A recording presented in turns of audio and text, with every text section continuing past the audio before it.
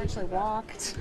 Well, if you look at how he's done the entire year, I mean, I guess they take their chances with, he's got like 60 ribbies, so chances are that he'd put a good swing on a ball and put a ball in the outfield and score a run. So I think they just looked at historically for this year. It seems like it's just killing him that he hasn't really crushed one yet.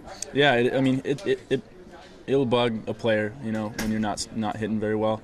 But he put a ball to the track in this part the other way, so he's still putting good swings on the ball, and all that means is that he's going to be due in one of these next coming up games, and he's going to be big for us. He's been consistent all year, so I'm not worried.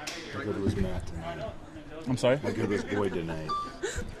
I could ball. Boyd was unbelievable tonight. We haven't seen a performance like that in a while, and against an Indiana team that has those bats. I mean, those are some real good bats. You see some stats that they put up. One guy with 18 home runs. That's unbelievable. So he was called upon in a big spot, and he'd been throwing a little bit throughout the weeks, and didn't have as much rest as he usually does, and he did above and beyond for us. And, to shut out a team like that in the College World Series is unbelievable. How happy are you given Matt's story coming back from the pros, fellow from Washington?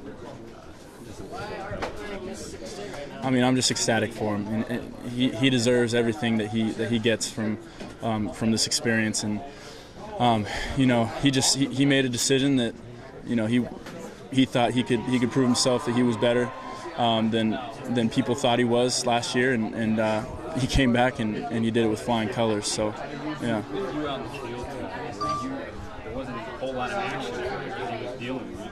You guys just able to soak it in, kind of like a show as entertainment? Yeah, well, it's tough to do that, but I was on my toes the whole game. I mean, especially with the one-run lead, and we didn't pick up that run until halfway through the game, and so we definitely keep it close.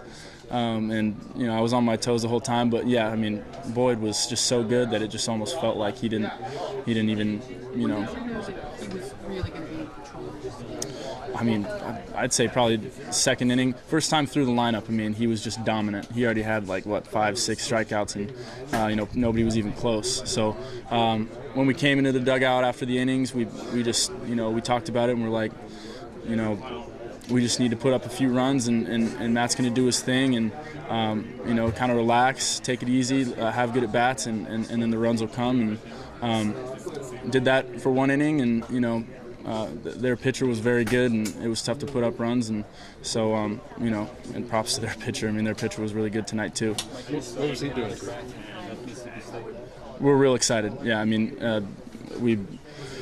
that's going to be a big motivation for us. We want to even the score with them, and obviously we have that motivation, and we also want to keep playing. Our eyes are on the prize, and so we got the motivation of getting back at Mississippi State, a great team. Keep fighting, keep the jerseys on our backs, and our eyes are on that national title.